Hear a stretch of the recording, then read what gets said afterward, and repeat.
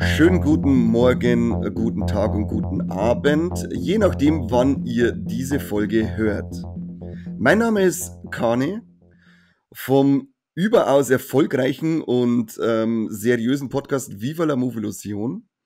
Ich nehme heute teil in der ersten Folge Warlex im Jahr 2025. Mache das nicht alleine, sondern habe zwei meiner liebsten Podcast-Kollegen dabei. Den Mike. Servus und habe die Rehe. Und den Corby. Wenn du weiter in der Tonlage sprichst, dann schalt die selber ab. Ja, ich wollte jetzt einfach mal ein bisschen ruhiger in das Jahr einsteigen. Es ist, die Welt ist im Aufruhr. Dann haben wir gedacht, dann sind wir zumindest mal der Ruhepol unserer Hörer. Das merken wir uns jetzt alle mal, liebe Hörer, was der Kane gerade von sich gegeben hat. Und wie die Folge endet. Klang es schon wieder. Wenn es schon wieder angeht, dann klang es mir schon wieder. Ich möchte einfach mal was kurz in die Welt auszutragen und dann kommt es daher und macht es mir jetzt schon wieder aggressiv. Er hätte es probiert. Pissbacken, Ja. Alter. Ja. Pissbacken. Männer, wie geht's euch denn? Wie geht's euch denn? Hervorragend. Ey, wenn ich mit euch die ersten Warlex zusammen aufnehmen darf, das ist doch großartig. Da freue ich mich. Das ist richtig Sehr schön. Bei der ersten Folge in diesem Jahr, dass wir wirklich alle drei am Stissel sind.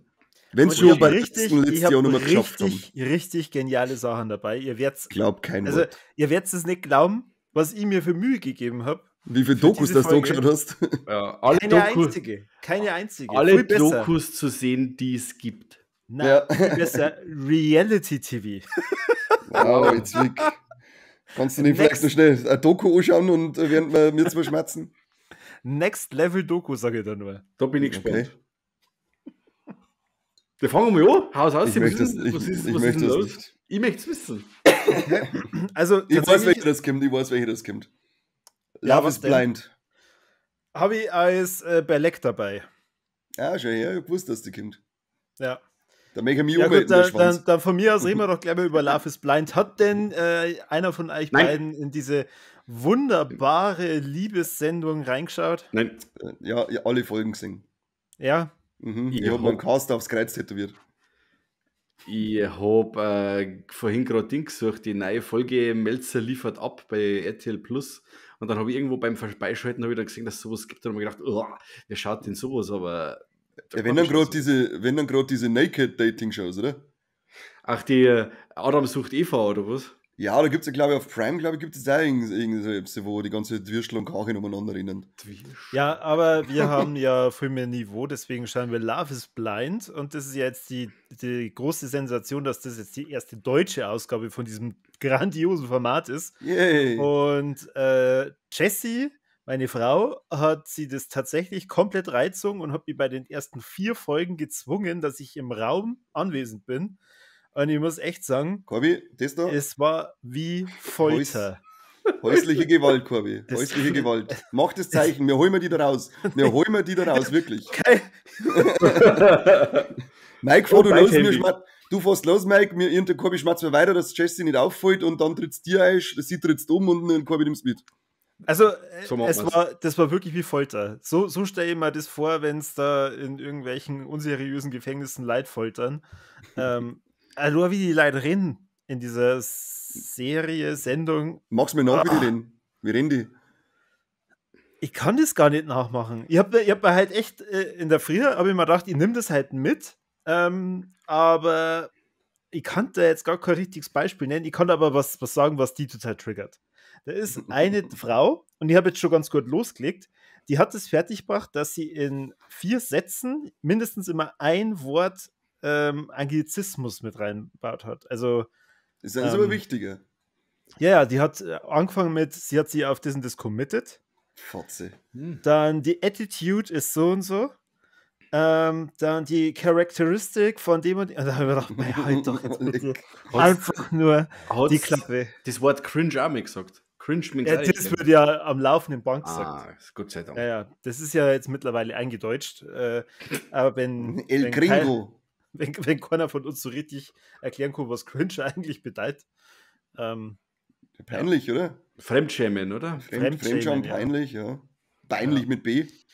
Auf jeden Fall, um was geht's denn in Love is Blind? Es gibt eine bestimmte Anzahl an Männlein und eine bestimmte Anzahl an Weiblein, die alle so in unserem Alter sind, die es anscheinend noch nie fertiggebracht haben, in eine vernünftige Beziehung reinzukommen und sich denken, hey, das mache ich doch jetzt bei Netflix am besten. Und zwar, dass ich innerhalb von, ich glaube, es waren 7 Tagen, nicht nur meinen Partner kennenlerne, ihn auswähle, mich verlobe, sondern ich heirate ihn dann auch noch und ziehe mit ihm zusammen. Also gleich noch die 7 Tage, oder wie? In diesen 7 Tagen. In diesen 7 Tagen. Also es kann ja sein, dass die nach 2 Tagen sagen, geil, heiraten wir uns irgendwo zusammen. Das passiert da drin. Haben die nach den 7 Tagen schon fertig schwanger auch? Kriegt das Kind dann auch schon? Das weiß ich nicht, ob sie das schaffen, weil es schaffen natürlich nicht alle bis dahin. Ich habe jetzt auch nicht so sehr aufgepasst, um euch zu sagen, ob es dann da nur Geld gibt oder so, keine Ahnung. Dann würde ich es vielleicht noch ein bisschen verstehen, dass da noch ein Anreiz da ist. Aber das Coole ist, dieses Innovative an diesem Konzept ist, dass du in einen Raum geführt wirst und da gibt es eine ganz dünne Wand und auf der anderen Seite ist auch ein Raum und da geht dann der Gegenstück rein, die Frau, und ihr unterhaltet euch dann, ohne dass ihr euch seht. Und anhand von diesen Gesprächen merkst du dann schon, das ist über Herzblatt. Das war eine große Liebe. Und damit die da rauskommen, müssen sie sich verloben. Ansonsten dürfen sie nie wieder aus. Was ist das dann? Na, ansonsten haben sie halt Das ist verloren. dann das Guantanamo der Liebe praktisch. Genau, die bleiben dafür immer drin. Okay. Sonst können wir jetzt in vegane Hackfleisch-Patty sein, wahrscheinlich. Aber das ist doch dann nur mal vegan, oder? Ja, also das ist so zauberhaft, dass das ja anscheinend seit Wochen in diesen Top 10 von Netflix mit drin ist. Sagt Netflix. Sagt Netflix, ja. Die werden sich gedacht haben, an die blöden Deutschen haben wir so und so viele Millionen Zeit, die bleiben jetzt da in der Top 10. Das kann schon sein. Also Aber das wirklich Unterhaltungswert ist quasi nicht gegeben. Null. Also das ist wirklich wie Folter, es ist grausam, dumm. Und wenn jemand von euch in dieser Serie teilgenommen hat und Fan von uns ist, deabonnier uns bitte. Aber vorher machst du ein Abo. Ja. Oh, leck. Ja, okay. Herzlichen Entschuldigung. Aber das ist jetzt eigentlich scheiße, weil ich wollte nicht mit Love is Blind anfangen, sondern und die zickt das jetzt einfach durch. Du möchtest jetzt wieder nicht ummelden, du Schwanz. Mein Highlight ist Culinaria Class Wars. Du hast vorhin was von Melzer erzählt. Ja. Die sollten sich mal sowas überlegen, wie die Koreaner da gemacht haben. Diese Kochshow, die ist im Oktober 2024 auch bei Netflix erschienen. Und ich habe schon lange nicht mehr so viel Spaß gehabt an Competition, also und vor allem an diesem Konzept. Es geht darum, dass 100 Köche in verschiedenen Aufgaben ja sich gegenseitig da wegbetteln, bis halt nur 2 da sind und einer von denen wird halt dann so der Kochgott, keine Ahnung. Und gleich am Anfang werden die alle in einen Raum geführt und es gibt 2 Klassen. Es gibt einmal die schwarzen Löffel, das sind unbekannte Köche, 80 Stück an der Zahl. Und die weißen Löffel, das sind die 20 bekanntesten koreanischen Köche. Und die machen in dem ersten Level, sage ich jetzt mal, gar nicht mit. Sondern da werden die 80 Köche einfach schon mal gnadenlos aussortiert, dass es dann auch nur 20 sind. Und dann geht der Scheiß erst richtig los. Und da gibt es halt dann Teamkämpfe, da gibt es dann Streitereien untereinander unter diesen Klassen und 2 Juroren, die halt wirklich sehr hart durchgreifen, sehr amüsant sind. Und ich hab wirklich wahnsinnig viel Spaß gehabt. Ich kann das nur empfehlen. Wo kommt die Serie her? Netflix. Na, Achso, Aus Korea. Korea ist dann Südkorea. übersynchronisiert quasi, oder wie? Ja, genau. Okay. Ist dann einer von den äußerst strengen Juroren, also ein koreanischer Gordon Ramsay. Flippt der auch geil aus. Was für Ramsay? Der Gordon Ramsay, oder? Heißt der blonde Kochsepp, der wird leid so geil der Name. Er sagt, das scheiß Essen ist so, der Tintenfisch ist so roh, er kann nur hören, wie der Spongebob sagt, dass er sich selber ficken soll. Also da gibt es schon manche sehr, sehr harte Aussagen. Und vor allem der eine von den beiden, der eliminiert die halt wirklich innerhalb von Sekunden. Der probiert kurz und sagt so, ja, sie sind eliminiert.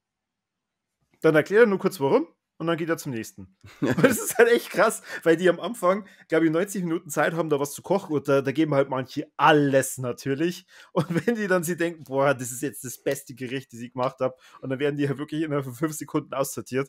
Das ist so geil. Was darfst du kochen? Ich?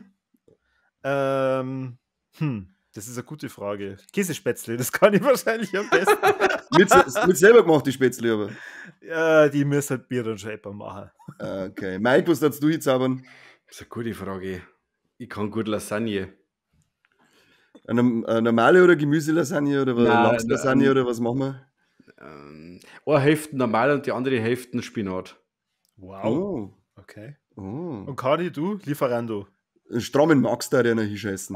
Traummax. Hey, ist auch nicht verkehrt. Ich sehe Ja. nichts Schlechtes. Ich wollte gerade sagen, das ist super. Und die Geheimformel beim strammen Max ist, du musst immer ein bisschen Remoulade einschmieren.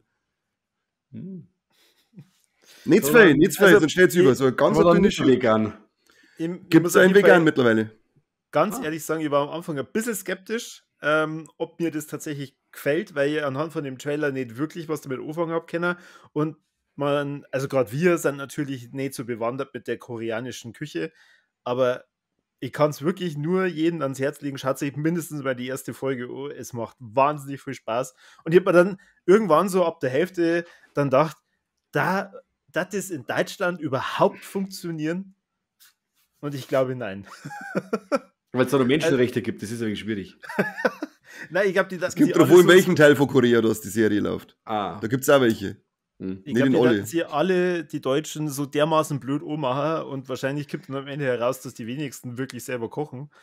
Ja. Also aber- Menschenrechte, wenn du das Ding anschaust, Deutschland sucht den Superstar, wie die Leute dann damit werden, da ist nicht weit her, da kann so eine Kochshow, kann da easy peasy laufen. Das stimmt. Ich finde es halt auch echt geil, was die da für Settings teilweise aufgebaut haben und halt auch die Ideen von diesen Spielen. Und für alle, die das schon gesehen haben und die mir recht geben, ich kann eigentlich auch nur eine gute Nachricht hinterherwerfen. Dieses Format ist so erfolgreich, dass es eine zweite Staffel geben wird. Respekt. Da gibt es ja also verrückte Box-Show gibt's da auch. Da wo sie immer voll die crazy Kuchen und so weiter backen. Das ist auch. Ich hab's Ich nicht hoffe, gesehen. Ich hoffe, hab das nur nebenbei Ich ab hoffe, und das zu war gesehen. dann also die völlig verrückte Backshow. Ja, in der wir crazy Backsachen backen. Ich hab da ab und zu ist es mir gelaufen, aber also es ist schon verrückt, was die für Kuchen zaubern. Das ist schon irre, was da manche machen. Ja. Ich denke mal, ist mir scheißegal, wie der ausschaut. Ich mehr einfach den Dortgeil fressen. Ja, vor allem ist es dann schon, die mehr dann gar nicht anschneiden, die geilen Kuchen. Da brauchen wir uns mal. Wie der Johnny Knoxville, der hat doch bei irgendeiner Talkshow mal die Schwarze aus der 3. Staffel American Horror Story verkaufen, die feste Schwarze da eingeladen, wo er sie auf den Stuhl sitzen hat lassen, die aus Kuchen gemacht war. Genau, das ist der Zufall, das habe ich, hat mir das einmal geschwappt, jetzt vor kurzem, vor 2 Tagen. Geil. Geil. Ja, also schön, Corby, dass du für 2025 die dazu entschieden hast, dass du jetzt ein Reality-Show-Fan wirst. Schön. Jeder hat seine Vorsätze für das neue Jahr und das ist scheinbar deiner. Das freut mich, Corby. Und du schaffst es im Januar jetzt schon mal, dass du ein Ei holst, diesen guten Vorsatz. Genau, weniger Dokus, mehr in die richtige Realität gehen. Mehr in die richtige Realität. Was Kim- habt ihr überhaupt gute Vorsätze? Ist zwar mal schnell dazwischen eingekommen.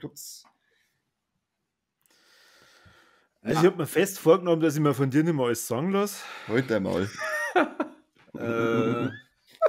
Mach ich mit. Du jetzt auch mal. Alle zwei jetzt einmal. Sonst gibt es bei guter Lachs nämlich ein Globius ins Gesicht. Aber wer kriegt den ins Gesicht? Das ist ja die Frage. Ist zwar kriegst du es in Anus. Nein, ich hab keinen. Ich bin perfekt. Frage deine Buben. Frag. Mhm. Hashtag Best Vater sagst dann. Hast Der du gibt einen uns- guten Vorsatz? Er schenkt uns nicht einmal das weiße Heiligo. Dann niemals. Ist schon fertig jetzt. Nein, ich muss mit ihm bauen. Und das ist wieder Schui, das ist wieder alles die Seuche. Du hast es Scheiße. noch nicht fertig gebaut. Nein, sonst hätte ich schon lange ein Foto hergezeigt, wie geil das ist. Wie weit bist du? Das Boot ist komplett fertig und der Hai zur Hälfte. Also 3/4. Ja.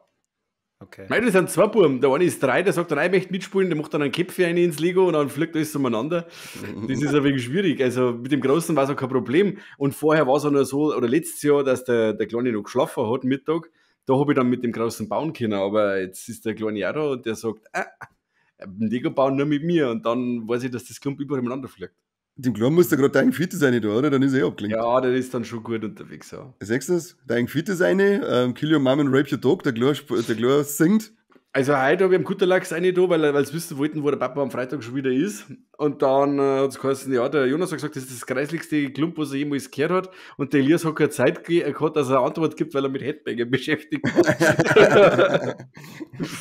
Da kristallisiert sich schon langsam ein Lieblingskind raus, hä? Ja, irgendwie schon. So, schreiben wir uns gleich mal auf. War nächstes Januar 2025 hat der Mike bestätigt, dass der Elias sein Lieblingskind ist. Das sage ich einer, wenn es euch genug sind, dass sie es verstehen. Richtig. Jetzt lenken wir nicht ab. Was ist denn dein guter Vorsatz, wenn du so saublöd fragst? Schau ich aus, als hätte ich gute Vorsätze. Das ist der lebendige schaust ja Vorsatz. Ich möchte eigentlich noch mehr ärgern. Und denkt sie, der soll sich mal echt gute Vorsätze nehmen. Ich möchte euch eigentlich noch viel mehr ärgern, als ich letztes Jahr gemacht habe. Das ist mein Vorsatz. Super. Da fängt das Schwitzen, oder Mike? Tja, Solo-Podcast incoming. Bitte mal. Mike, erzähl mal, was im Januar schon bei dir los war. Ich habe einen ziemlich coolen Film gesehen, aber da stehe ich allein da. Das ist das Coole. Also ich wüsste jetzt keinen, der wo auch schon mal gesagt hätte, ihm gefällt der, aber ich fand den voll gut, aber ich fand ihn gut, überraschend gut für das, dass ich mir eigentlich auf Scheißdreck eingestellt habe. Und zwar ist das Subservience mit der Megan Fox als sexy Haushaltsroboter. Und der ist relativ neu, oder? ja, genau. Ja, Und den hab ich gelesen. man kann diesen geilen Gag bringen und Megan Fox mit einem Dreier schreiben, anstatt am E wie bei der Megan. Und das ist wirklich ein kleiner Geniestreich, dass man Megan Fox für sowas gecastet hat. Das hat es mir nicht besser. Also so emotionslos wie die mittlerweile drauf ist, passt die perfekt in diese Rolle von diesem emotionslosen Roboter rein. Das ist mega. Zur Geschichte so viel, wir haben in so einer nicht weit entfernten Zukunft, wo ganz viele Leute schon ersetzt werden durch Roboter, durch Cyborgs, die quasi schon ausschauen wie Menschen, nur sie halt im Verhalten noch abzeichnen von einem echten Menschen, dass man es halt noch erkennen kann. Und in dieser Welt ist eine Frau, hat Herzprobleme und die Familie dazu ist total überfordert, wie gesagt, der Mo, und kauft sich dann so einen sexy Haushaltsroboter. Der nimmt natürlich den nur, weil der günstiger ist wie die anderen und das ist das neue Modell und das ist voll besser. Natürlich. Alles, was sexy ist, ist günstig. Richtig. Ja gut, und die Tante kommt dann heim, die steht eines Tages dann da und dann heißt es, ja, jetzt geht's ab und dann kriegt da jeder das, was er möchte von ihr und sie kocht dann und sie wascht und sie schaut, dass der Blutdruck vom Mann niedrig ist und so. Also sie... Megan Fox. Ja, für das hole ich mir Megan Fox, dass mein Blutdruck unten bleibt. Für das ja, sie gespannt dann, okay, der Mo hat ist ein bisschen angespannt, er hat einen hohen Puls und so, sie wissen da was und dann schon fällt der Bademantel runter. Und er hat den Herzinfarkt. Nein, er ist dann sehr relaxed und sagt, hey, wie schaut's denn aus, jetzt dir mal her? Und das Coole ist dann, es gibt ja eine Sexszene mit der Megan Fox, es gibt ja eine. Und das ist ja dann mega, weil sie imitiert quasi die Stimme von der Mutter. Von seiner Mama? Nein, von der Mutter, also nicht von seiner Mama, sondern von der Mutter der Kinder, von seiner Frau quasi, imitiert sie die Stimme. Und dann heißt es, ja, das ist ja eigentlich jetzt gar nicht so und ich bin ja kein echter Mensch und das macht gar nichts und so und jetzt tue ich nicht so obi und jetzt komm halt her und bum bum. Also sie ist anatomisch nicht so geformt wie Barbie. Genau, da ist schon was los bei der. Genau, und die Mutter, die man eigentlich dann schon abgeschrieben hat, die kommt dann wieder heim und gespannt dann, okay, der Haussegen ist ein bisschen, da riecht es ein bisschen nach Sex.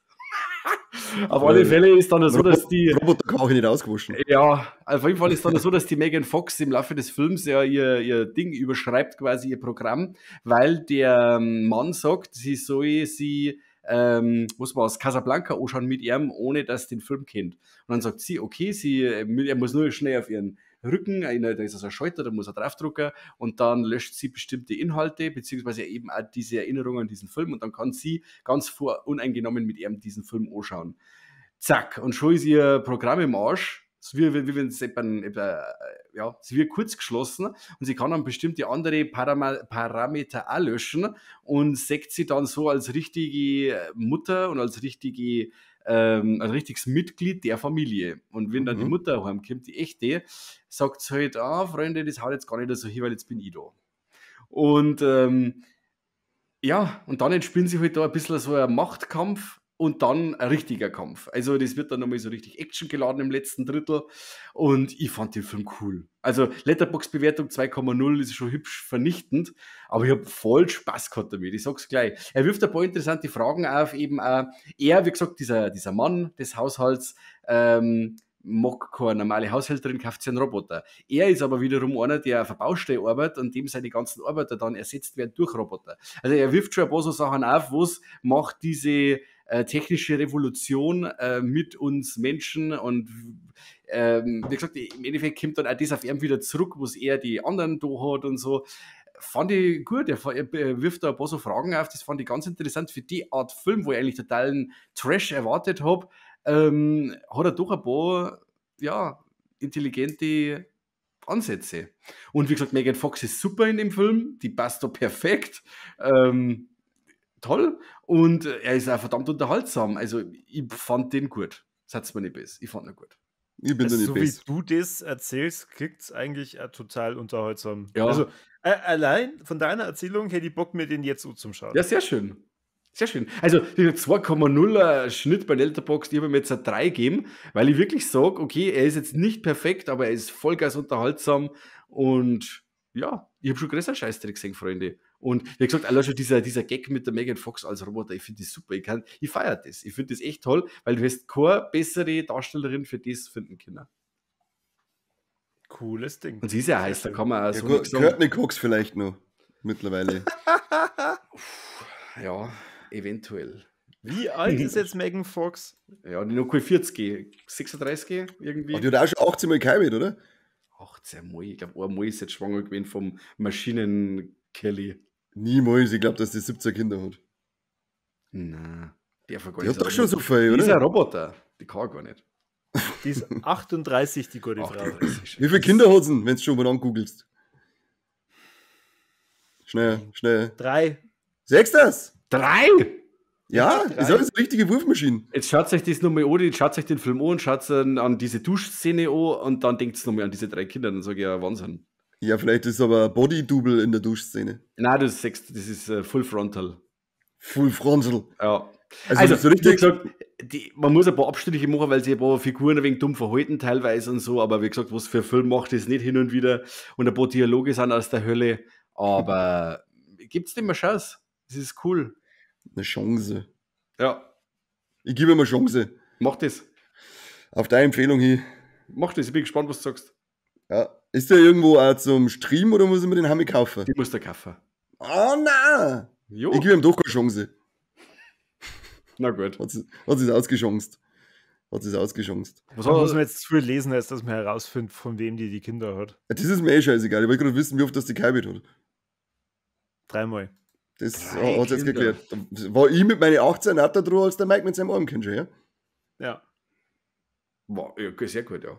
Ja, super, Na, super nach Adam Mathematik. Riese bist du auf jeden Fall näher dran. Ja, super Mathematik. Die ist ja gut. Ich glaube, dass ich mein Warleck das jetzt noch dabei habe, mir mit Mike teil, wenn ich auf Letterboxd-Bewertungen schaue. Ich habe mir nämlich auf Amazon Prime Der Heimweg angeschaut. Ah, okay. Und Und hat er ich dir fand, gefallen, ne? ich fand den mega geil. Sehr schön, das Also, gefällt ich war da echt sehr, ich habe mir da nichts gedacht davon und dann habe ich gesehen, dass den der Adolfo J. Kolmerer gemacht hat, den wir Ja. schon kennenlernen durften. Unser Spezi. Genau, unser bester Freund, wir sind wirklich so, also das ist irre, wir telefonieren mehrmals täglich und da bin ich dann natürlich neugierig geworden und dachte, da schon her, haben wir noch getroffen in Regensburg mit seinem Schneeflöckchen. Ja, und jetzt macht er für Prime, verfilmt er Sebastian Fitzeks Der Heimweg oder im Original finden wir wieder cooler, ein Kalenderkiller. Der Film heißt ja eigentlich, das Buch vom Fitzek heißt ja eigentlich The Calendar Girl, oder? Oder irgendwie so, oder? Ich weiß nicht, ich habe nur gesehen, dass der Original-Filmtitel oder der englische Oder das Filmtitel Kalendermädchen. war The Kalenderkiller, glaube ich, gewesen. Okay. Ist ja wurscht. Auf alle Fälle geht es um, dass jemand heimgeht. So viel können wir euch verraten.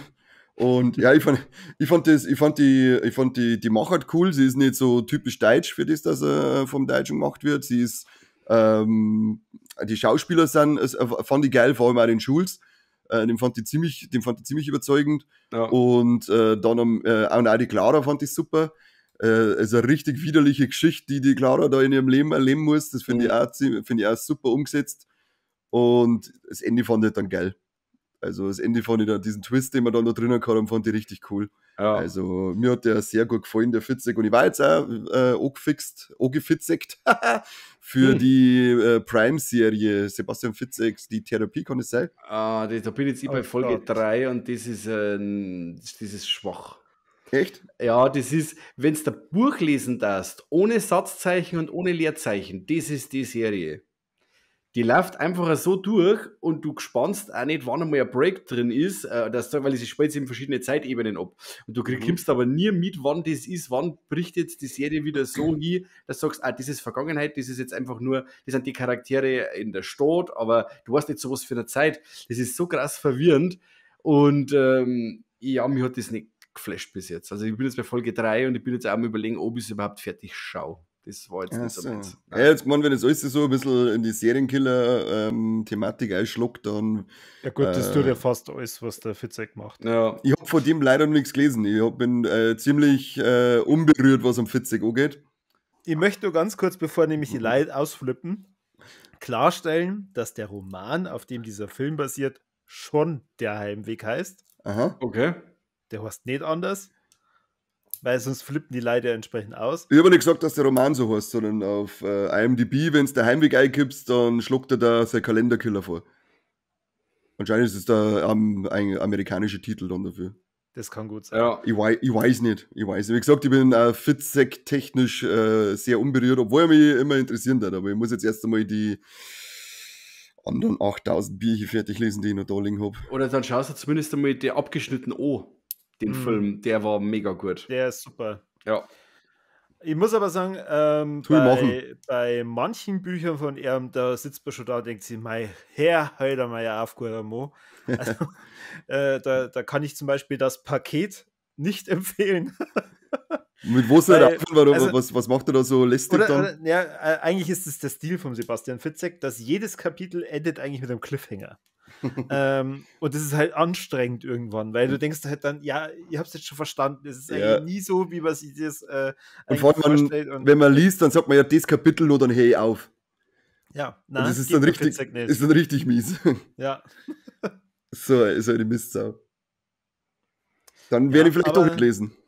Aber er ist halt zumindest sehr fleißig. Das kann man ihm nicht nehmen. Das denke ich mir auch, von dem kommen ja gefühlt alle 2 Wochen 6 Bier hier raus. Genau, der soll vielleicht George R. Martin helfen. Ja, das war nicht schlecht. Er und der Stephen King zusammenhelfen, dass der Martin einmal wieder was aufsteht. Das ist unter dem Niveau vom Stephen King. Der Stephen King ist sowieso beschäftigt damit, dass er auf Threads und so weiter an Elon Musk und an Trump verarscht. Na, ich glaube, der Stephen King liest das von Sebastian Fitzek und meint, das ist ein Kinderbuchautor. Schläft ein, weil es so gute Laune verbreitet, oder? Ja. Aber nochmal zurück zum Film. Ich war da schon begeistert, weil der extrem spannend inszeniert ist. Und er, wie du schon sagst, der schaut halt wunderbar schön aus. Er ist so richtig so durchgestylte, eiskalte Optik hat der. Es ist zwar so, dass in dem Film nicht eine normale Person mitspielt oder ein normaler Standort irgendwie ist, weil alles ist immer so durchgestylt und die Küche und alles ist mit... Ja, die sind voll reich. Voll. Und auch diese mit dieser Ausschauparty, wo es dann sind und so. Das schaut alles brutal cool aus. Cool inszeniert und ja, ich war echt spannendst unterhalten. Und der Twist, bis zum Schluss. Ja, Twist also mega gut. Mega voll gut. Geil, ja. Ja, mich freut es auch, dass der Adolfo da wirklich so Fuß fassen hat können und seinen Weg als Regisseur da jetzt halt geil durchziehen kann. Also vor allem das gefreut mich auch. Ja, ich habe das letzte vorher mal gesehen, den Oderbruch. Den habe ich noch nicht gesehen. Das war ja auch sehr, sehr gut. Und, basiert die auf einer eigenen Idee oder ist das auch eine Stoffverfilmung von jemand anderem? Was das weiß ich nicht. Nein, alles, was ich jetzt sage, ist reine Spekulation, das weiß ich nicht. Okay. Aber das war einfach sehr, sehr stilsicher inszeniert, sehr spannend, bringt ein paar coole Ideen mit ein. Also Kolmerer ist unser Genre-Regisseur der Zukunft. Genre. Den müssen wir, Schön. lasst mit denen hin, dieser gute Mann. Lass ihn hier, ja. Der mag eine gute Sache. Ja. Und in den Atemzug sei gleich nicht mehr erwähnt, schaut sich Schneeflöckino.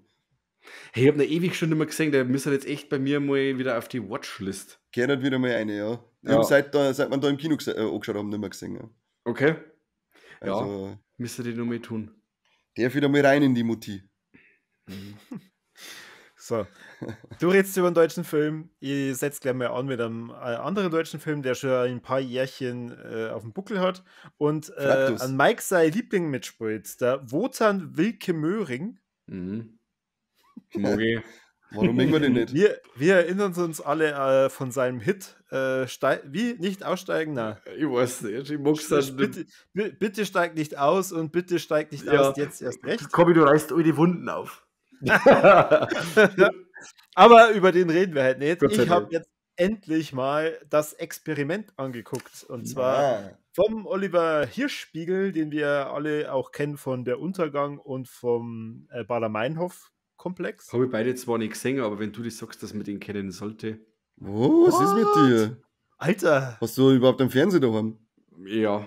Okay, aber anscheinend nimmst du nicht recht. Röhre. Mhm. also, okay. Aus dem Konzept geschmissen. Ne? Schön, wenn Ja, der Kumpel weil- mit sitzt, weil du was nicht gesehen hast. Und nicht Ja, immer nur genau, du. das ist sehr, sehr selten und das ist dann schon leicht schockierend. Aber du hast das Experiment gesehen, oder? Ja. Beide Versionen. Ja, und welche ist besser? Die Daichi. Okay. Das ist aber Ich nicht schwer. Weiß ich nicht, keine Ahnung. Ich kenne die andere Version nicht. Die war ein riesiger Haufen experimenteller Code. Okay. Es geht um ein Experiment, und zwar, wo bestimmte Leute Gefangene sind und andere sind die Wärter. Und wie sollte es anders sein? Das Experiment geht ein bisschen schief, weil es eskaliert. Die Wärter fühlen sich da ein bisschen zu sehr in ihre Rolle gestärkt und es ist auch ein Kandidat dabei, gespielt von Moritz Bleibtreu, der Tarek Fahd, der so ein bisschen ein Querulant ist. Also der ist aber nicht bei den Wärtern, sondern bei den Gefangenen und dann passieren ganz, ganz krasse Sachen. Und ich bin echt da gesessen, bei der Hälfte vom Film hab da nicht so ganz mein Zeitgefühl gehabt und hab gedacht, jetzt ist es dann Gore und auf einmal gehen diese extremen Twists los und da bin ich dann echt da gesessen mit offenem Mund und hab mir gedacht, what the fuck, was passiert denn jetzt? Und die Effekte, die da teilweise mit drin vorkommen, dieser psychologische Terror, der da mit den Häftlingen, mit den Gefangenen da gemacht wird, ey, das ist schon harte Kost. Und muss echt sagen, ein sehr, sehr guter Film. Ich habe mir den auf Blu-ray gekauft. Und ich erwähne es deswegen, weil ich den nirgends zum Streaming gefunden habe. Was ich sehr schade finde, weil der Film echt verdammt gut ist. Ich verstehe jetzt nicht so ganz, warum der anscheinend keinen Vertrieb hat, der sich da Mühe gibt. Aber somit sei es aufgerufen, gebt euch mal mehr Mühe. Das faulen Deutschen haben ihn. Das ist unglaublich. Ja, es ist doch echt schade. Ich meine, da hat Deutschland mal einen der sehr, sehr wenigen, sehr, sehr guten Filme und dann macht man nichts damit. Das stimmt, ja. Blu-ray haben sie rausgebracht, weißt du, okay? Ja, aber vor, weiß nicht, 10 Jahren, die habe ich auch gebraucht gekauft. Ach so. Ist recht wieder so teuer gewesen wie dein Eiskalt. Die hat 18 Euro gekostet. Molleck. Brutal. Ja, für das, dass ich da nicht einmal irgendwie Folie abreißen durfte. Das ist echt Ja, mies. die Deutschen, die kannten schon was, genre-technisch, aber man müsste es halt hinlassen, wie gesagt. Das ist alles. Richtigen musst du hier lassen. Ja. Nicht die Nuschlatten Teufel. Ja, genau. Das versteht sich von selbst. Aber es ist jetzt ganz lustig, dass du das sagst. Ich habe nämlich einen anderen Film angeschaut, der fast dieselbe Thematik aufgreift. Da habe ich nämlich auch sofort an das Experiment denken müssen. Und zwar Schlaf nicht ein, heißt der. Du stehst einfach auf sowas, gell? Steig nicht aus, Schlaf, ja. Ich hab da einen Crush für solche Titel. Steig Nicht ein auflegen, und Nicht schlaf nicht auflegen. ein. Ja. Ja. Bad Boys 4. Aber bitte nicht anschauen, schau es nicht bitte an. schau mich nicht an. Schmeiß mich Boah, weg. den schreibe ich jetzt gleich noch auf am Bad Boys 4. Auf die Kackliste. Ich bin nur als Nächster dran. Okay. Aber wie gesagt, da ist nämlich auch so mit diesem Experiment und so, die machen also ein Schlafexperiment und die kriegen Chemikalien gespritzt und so. Haben eben auch die Voraussetzungen sind genau die gleichen wie bei das Experiment. Und diejenige, die das Experiment leitet, die gespannt dann, das läuft aus dem Ruder, die stirbt dann. Und dann haben sich diese Personen in diesem Katakomben sich selbst überlassen. Und die wird gesagt, wenn sie dann auf einmal anfangen Ei zum Schlafen, kann es nämlich jetzt sein, wenn sie eine Injektion nicht kriegen, dass sterben. Quasi, weil dann mit Hirn irgendwas ganz Schlimmes passiert. Warum stirbt sie? Ja, das ist dann wegen ein Tumult ist da und dann stirbt die. Aus Versehen. Ja, schon. Klassisches Ein wenig ein Blödsinn, Klassisches aber ja, genau. Und ja, und die Leute haben dann sich selbst überlassen und schirmt dann Filme und haben Halluzinationen und. Aber das war nicht annähernd so ausgearbeitet und raffiniert, wie es beim Experiment ist. Also ich habe mich da sehr gelangweilt bei dem Ding. Den kann ich jetzt auch nicht empfehlen. Okay. Ja. Ich möchte mich nur ganz kurz verbessern, der Bader-Meinhof-Komplex ist nicht vom Oliver Hirschbiegel. Okay. Trotzdem entsetzlich, dass du das nicht gesehen hast. Es tut mir leid. Ja, tatsächlich, das ist auch einer der sehr, sehr guten deutschen Filme. Den habe ich sogar im Und Kino dass noch du gesehen. der Untergang nicht gesehen hast, das kann nur damit zu tun haben, weil du mit dieser Bewältigungsscheiße nichts mehr zu tun haben wirst. Nein, mich interessiert, nein, es ist nicht mein Ding. Das ist genauso wie diesen, wie heißt denn der Zone of Interest? Ja. Heißt der so? Ja. Kannst du mir nicht anschauen. Hat mich wahrscheinlich um den Verstand bringen, der Film. Also, bei bestimmten Themen, da bin ich ein bisschen. Halt dein Maul, das hat mit der Nazi überhaupt nichts zum tun. Nein, wenn du Schindlers Liste überlebt hast, dann wirst du den auch überleben. Ja, oder? ich weiß nicht, wie lange Schindlers Liste bei mir her ist. Ich bin jetzt seit 40, wahrscheinlich ist das 30 her, dass ich den das letzte Mal gesehen habe. Also jetzt wieder mal anschauen. Ja. Und es interessiert mich jetzt gerade einfach, hast du das Boot mal gesehen? Nie ganz. Okay. Nie ganz. Hat die anderen interessiert, wie es ausgeht, oder? Ach, na. Irgendwann ist dann gar, wie gesagt, wenn die Scheiße mir so lang ist. Deswegen habe ich ja damals, wo ich gesagt habe, ich habe mir mit diesem, ich habe spekuliert, ob ich diesen Kinds of Kindness überhaupt anschaue, weil der 3 Stunden dauert. Oder fast 3 Stunden. Wo ich mir auch gedacht habe, tue ich mir das an, weil ich mag das nicht, wenn die Scheiße so lang ist. Es tut mir leid. Ich stelle mir das vor, wie du dir das Boot schaust und dir die ganze Zeit denkst, wann fängt denn der Grönemeyer jetzt ein Singer an? Wann kommt die Flut? Das wollte ich auch noch hören dann. Genau. Ja. Nein, der einzige Film mit Boote, den sie der Maiko schaut, ist Titanic. Ich bin so alt, den habe ich sogar im Kino gesehen. Den habe ich auch im Kino gesehen. Erste Reihe damals in Blattling vorne. Die ganze Bumsbude war ausverkauft. Was ist los mit euch? Ja, was?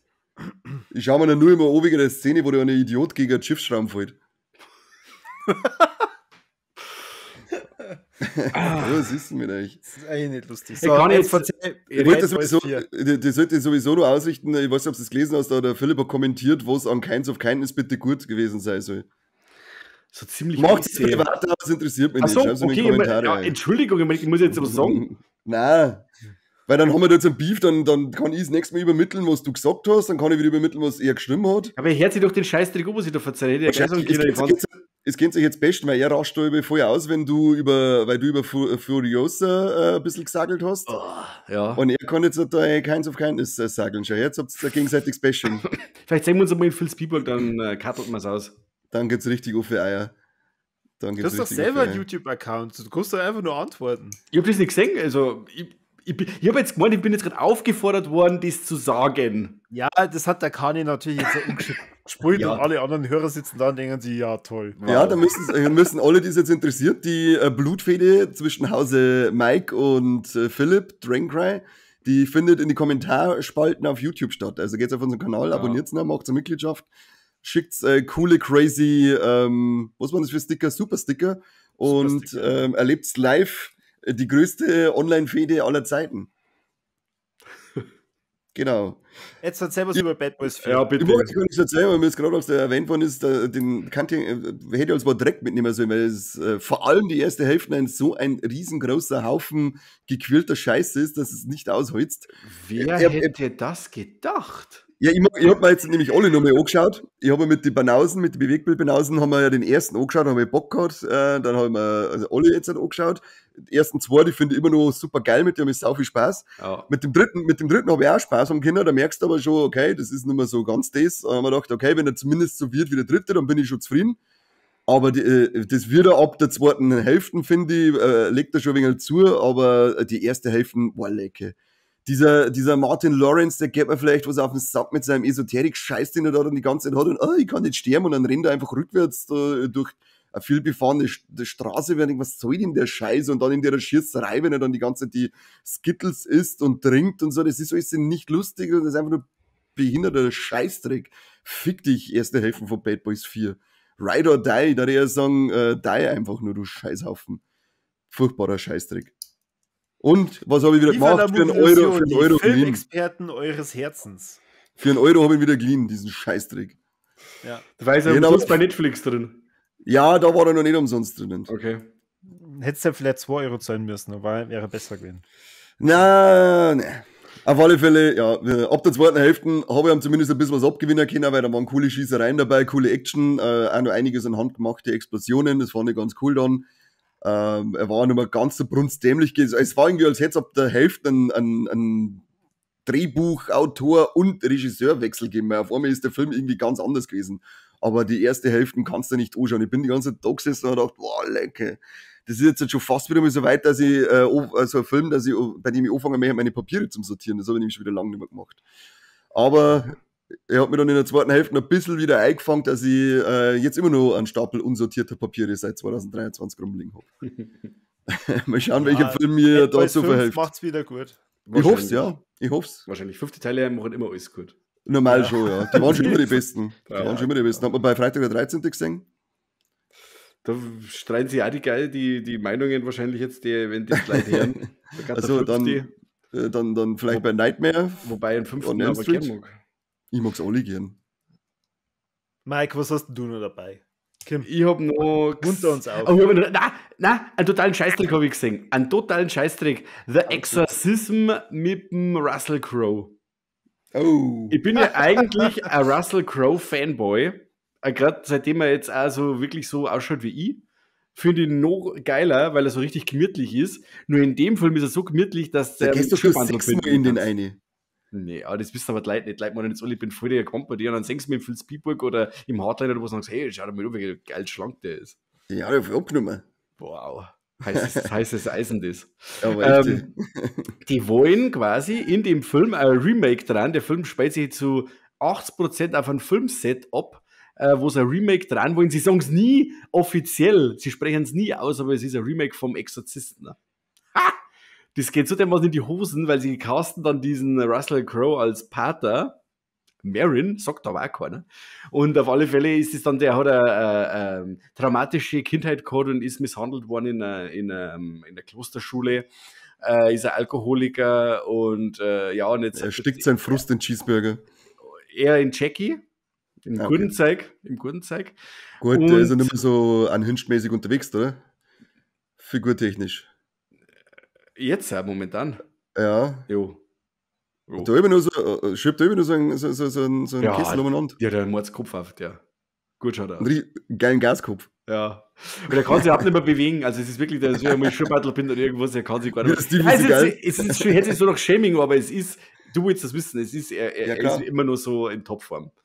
Auf alle Fälle, gespannt man halt dann bei ihm, da weiß man halt dann wieder nicht, jetzt kommt das Ambivalente, ist er jetzt, ist es die Psyche oder ist es die Einwirkung von einem Dämon, weil es quasi sich herausstellt, dass der wirklich da besessen ist von einem Dämon und dann die Leute am Filmset teilweise ausdünnt, die ganze Besetzung. Ja, das ist richtig schlecht. Also ich habe wirklich also einen Softspot für diese ganze Exorzistennummer, eben auch den vom David Gordon Green, wo ich gesagt habe, hey, dem gebe ich auch noch ein paar Props, aber da war wirklich nichts zum Finden. Nicht einmal die Performance von Russell Crowe, weil der hat sich wirklich ja da durchgequält durch dieses Ding. Das hat keine Spannung gegeben. Ja, der Schluss Schluss zum Fremdschämen. Also den kann ich absolut nicht Cringe, empfehlen. Cringe. Ja. Also The Exorcism nicht anschauen, nicht kaufen, lasst das. Und wir warten mal lieber auf The Pope's Exorcist 2, Pater Amort for President. Aber The Exorcism, den könnt ihr euch schenken. Tut mir leid. Warum? Aber irgendwie steht er jetzt auf einmal auf das, oder? Er mag so, das, als, ja. als hätte er da voll Bock drauf. Ja, das mag er. Ein wenig so in die Genre, ein bisschen übernatürlich, ein bisschen Thrillern und so, das mag er. Thrillern mag er. Ja. Mag er im Genre mag er wegen als Thrillern. Ja. Und Cheeseburger ist hat alles wegen so angefangen. Das ist, so ist gut, diese Wandlung, die er da jetzt hat, oder der, wo er sich jetzt eingegroovt hat, aber mit der Exorcism, da hat er wirklich am Trägerfotzen gegeben. Das war das, ist er halt einmal gestolpert, wart auf das nächste Werk. Ja. Schauen wir mal. Aber der hat nichts für ihn tun. Der war nichts für ihn. Nichts für ihn tun. Nein. Das ist blöd. Habt ihr Heretic gesehen? Leider nicht! Noch nicht, ne? Erzähl! Bist du wieder ohne uns ins Kino gegangen, ohne dass du das sagst? Mit meiner Frau.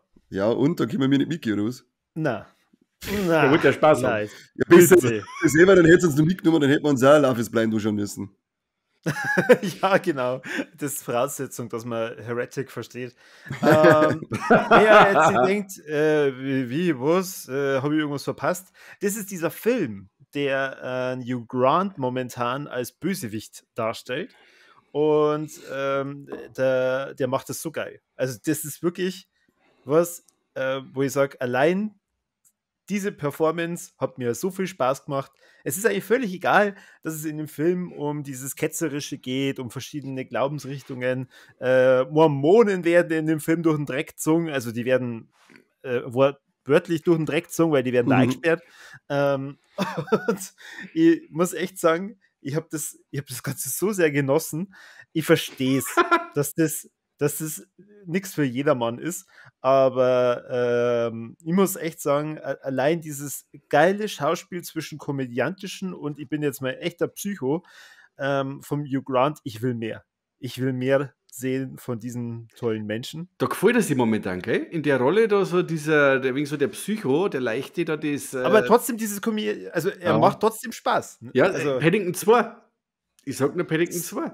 Okay. Der Psychopath, aber macht Spaß. Und ich muss ja echt sagen, mir war das nicht ganz klar, dass da wirklich um Mormonen geht. Und ich habe im Trailer eigentlich gedacht, okay, keine Ahnung, das sind Zeugen Jehovas und die sperren halt dann ein. Das war voll besser gewesen, die tun uns nicht leid.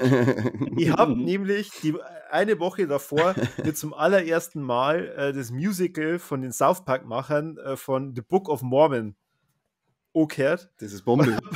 Ja, also ich muss sagen, das ist schon ein richtig geiler Tipp, ist alles auf Spotify anhören und genießen. Und das on top drauf als Film ein Fest. Also ich war begeistert. Ich bin die ganze Zeit mit einem Grinsen drin gesessen. Viele werden sich gedacht haben, was hat denn der jetzt? Der holt zum Besen, das ist ein Verrückter. Ja, aber ich kann es dir empfehlen. Also da hat A24 mal wieder einen sehr tollen Film rausgebracht. Ja, sehr schön, das gefreut mich. Das Mediabook habe ich schon bestellt. Ich freue mich drauf. Ich habe bis jetzt auch nur Positives gehört, eben auch von ihm. Und auch die ganze Geschichte spricht mich total an. Und ich freue mich tierisch auf das Ding. Ich finde es ja geil, wenn man dann auf die Google-Bewertungen guckt und wie viele also Ein-Sterne-Bewertungen der wieder hat. Und wo steht da dann drin? Ja, keine Ahnung. Wahrscheinlich sind das Mormonen, die sie halt die machen sich stark gegen den Film. Jetzt schaue ich Letterboxd 3,4. Also schaut schon besser aus wie bei Google. Ja, auf jeden Fall. Kommt bei die Leute gut an. Ja. Ich fand das im Trailer schon so geil, diesen Übergang. Haben wir eben wieder miteinander gesehen, oder? Kann das sein? Am Ende, wo sie dann durch den Gang durchläuft und dann geht es so aus, und dann siehst du von oben. Ja. Also dieser Shot, der ist so geil gewesen. Ist der im Film auch drin? So? Ja. Boah, geil. Und was lustig war, wieder mal hier Props an Straubinger Kino. Die haben irgendwie einen Fehler gehabt im Kartensystem und dann waren sehr viele Leute drin, die eigentlich gedacht haben, da kommt jetzt der Spitzname mit dem Christoph Maria Herbst. Und die werden dann auch gedacht haben, komisch. Also wurscht, welchen. So oder so ein Psycho auf der Leinwand, das passt doch. Das ist gar nicht so lustig. Du, gleich gingen sowieso bloß zum Fressen ins Kino und dann ist doch wurscht, was da auf der Leinwand los ist, oder? Wenn es interessiert, die Hälfte gar nicht, die da im Ja. Saal sitzt. Vor allem, als wir dann die Damen darauf hingewiesen haben, sie sind tatsächlich im falschen Kino, das wollten sie mal ums Verrecken nicht glauben. Tja, Pech gehabt. Wir haben so einen Fall gehabt, gut, bleibst doch sitzen. wir haben so einen Fall gehabt letztes Mal, eben auch mit Platzwahl und so, waren wir im Dingelfinger-Kino und haben uns Vajana 2 angeschaut. Und dann sitzt einer, ich reserviere natürlich einen Tag vorher, damit ich geile Plätze habe. Und da war noch keine Sau im Kino oder war noch nichts reserviert. 3. Reihe von hinten, einwandfrei, 4 Plätze reserviert. Und dann komme ich ins Kino und dann sitzt da jemand. Dann sage ich, hey, Spezi, wie schaut's denn aus? Reihe 3, das haben wir. Sitzt der Vierer in der Reihe 3. Und schaut so seiner Family um mich und tupft sein Weiher so. Ich kann mich jetzt wieder geben. Nein, Also, sag ich. was ich für ein Ja, Mob bin. genau. Und dann sein Bruder tippt, hey, dein Papa, das ist ein richtiger Wuider, gell? Und dann sage ich, nein, MacGyver, schau mal auf den Zettel, da steht Reihe 3 und schau mal, wo du sitzt. Du sitzt in Reihe 3 und du bist in Reihe 6 da vorn. Er ist Reihe 3, er war da vorn. Dann hast du Seifrau und Tipps, oder? Hast gesagt, Ja, schau, ich bin aber Idiot. ein cooler Hund, oder? Ja, und so die Kinder auch gleich vor allem, wir müssen euch orientieren, nicht an einem depperten Vorder. Aber das war geil, und da sitzt jetzt dann 4 in der Reihe 3. Ah, okay. Geil. Du schon das Kohle weggestellt, oder? Hey, was? Sicheres Auftreten bei völliger Ahnungslosigkeit, das mag ich. Das ist immer Und wichtig. das Geile ist dann, wie die Kinder, wie die dann gespannt haben, sie müssen jetzt in die Reihe 3, 4, von vorn die Reihe 3, 4 und sitzen dann da und haben das schauen einen Papa so und sagen, Papa, du bist ja so ein Depp. Wahnsinn. Wahnsinn, Vater. Und du hast gedacht, das war jetzt schon Ich ein hab gesagt, richtig hey, geiler Tag. Aber ich hab gesagt, Johnny, hab ich gut gemacht, gell? Ja, Papa, du bist der Beste. Dafür sitzt bei uns nicht, gell? Sag ich, na, da, die Hammiplatz, da können sie der 4 sitzen. Hast du extra laut dann gesagt, oder? Hocken nur Idioten da vorne. Wir sitzen in der Reihe 3. 6 was? Ja, Oh, alles voll gerade so Idiot. schön zum Thema passt hat. Ja, und wie war Vajana 2? Weltklasse. Nein, nicht Weltklasse. Also der Einser ist ja wirklich über jeden Zweifel erhaben und ist ein 5 von 5 mit Herzfilm. Aber der ist wie die Eiskönigin 2. Der beschreibt es eigentlich recht gut. Das ist also ein richtiger Cash-Grab, da wo du sagst, okay, die nehmen alles, was einem im Einser funktioniert hat oder was meinen, was die Leute gefallen hat und das kriegst du dann die ganze Zeit. Und die ganze Zeit. Und zu verzeihen hat er eigentlich gar nichts. Und Also die ganze Zeit Facki und Skickerl. Richtig. Und der ein guter Gag ist dabei, weil der Maui dann immer sagt, das Frühstück ist wieder da.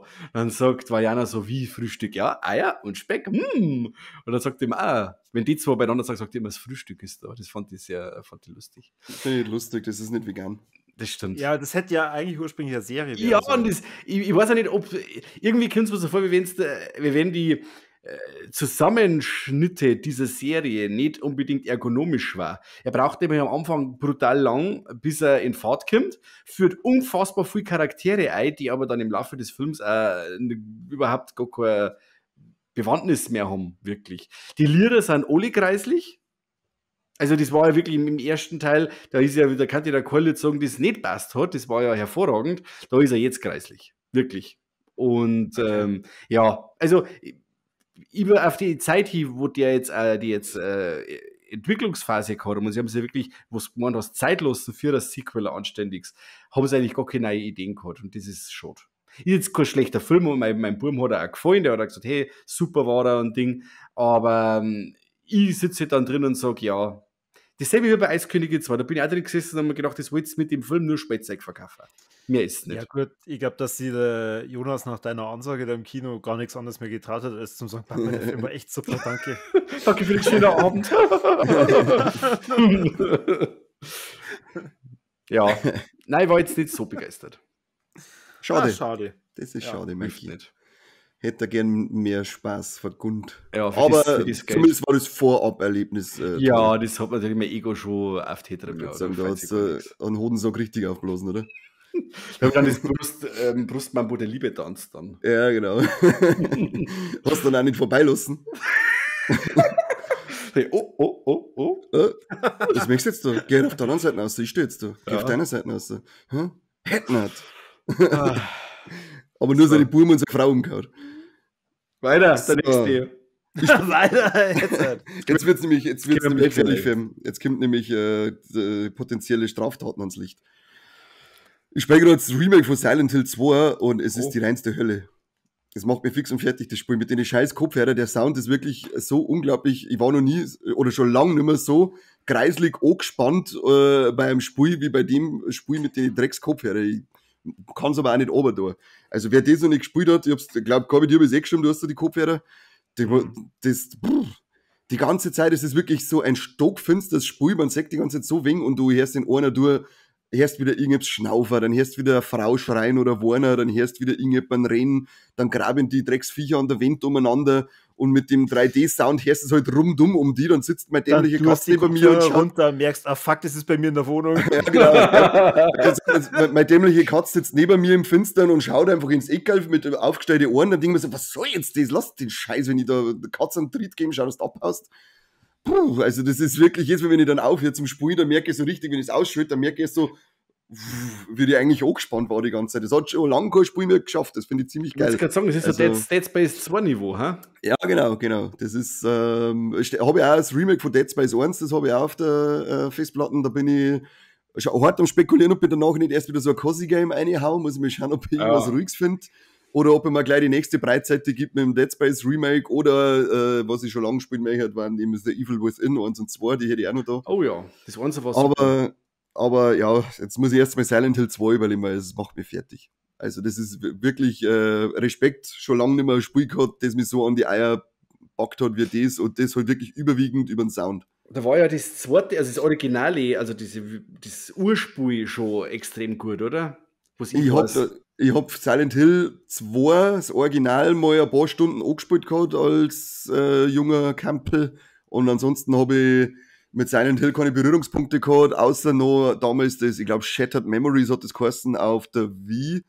Das war aber, glaube ich, eher so eine Zusammenfassung aus mehreren Spiele, wenn ich das richtig im Kopf habe. Ich kann aber sein, dass es mit irgendeinem so Resident Evil Ding verwechselt, weil irgendwann von den zwei gab es so einen Zusammenschnitt mit mehreren Spiele. Okay. Aber ansonsten habe ich Silent Hill nicht viel zum Tor gehabt und deswegen haben wir jetzt also auf das Remake von Silent Hill 2 gefreut und ich hoffe, dass wir vom 1 und vom 3 auch noch eins kriegen, weil vor allem die ersten 3 Teile sollen richtige Weltmachten gewesen sein. Ja, dieses The Room habe ich noch gespielt, aber das hat mir nicht gefallen, das war Käse. Das hat mir nicht gefallen. The Silent Hill, Room. The Room. Ja, das ist danach alles. Also ich glaube, das 4er hat man noch so spielen können, aber ich habe mal einen Bericht über die Silent Hill-Reihe gelesen. Aber danach ist das ziemlich am Berg gerutscht, das Ding. Und es war alles gerade noch okay anscheinend, was da gekommen ist. Maximal okay. Okay. Aber ich habe das zweite auch noch gute Erinnerung. Das war sehr atmosphärisch gruselig. Brutal, ja. Und jetzt hat eben auch, also das Remake mit ihrer aufpumpten Grafik, das ist schon Heidi Witzka, sage ich da gerade. Heidi Witzka. So muss Ich möchte das sein. nicht. Danach brauche ich wieder irgendeinen flauschigen Mario, Yoshi, Kirby, keine Ahnung. Was hast du jetzt schon bei Mario Mario Wonder habe ich aber schon durchgespielt, also ich brauche wieder was Neues dann. Also. Ja, Aber das irgendwas Flauschiges brauche ich dann auch wieder, weil muss meinen Herzschlag wieder ein bisschen beruhigen. Ja, glaube ich. Das ist nichts gut. Da kriege ich 180 Puls. Das ist wie wenn ich Leute sehe, die einen Apfel essen und das Gehäuse mitfressen. Da flippe ich auch komplett Oh aus. Gott, wer tut Wie das? asozial. Ja, keine Ahnung, asoziale. Wie kann ich vom Apfel das Gehäuse mitfressen? Da habe ich schon ein paar Leute gesehen, die dann brechen sie es auseinander und fressen das ganze Ding und dann halt nur noch so den Stiel, den sie dann wegschmeißen.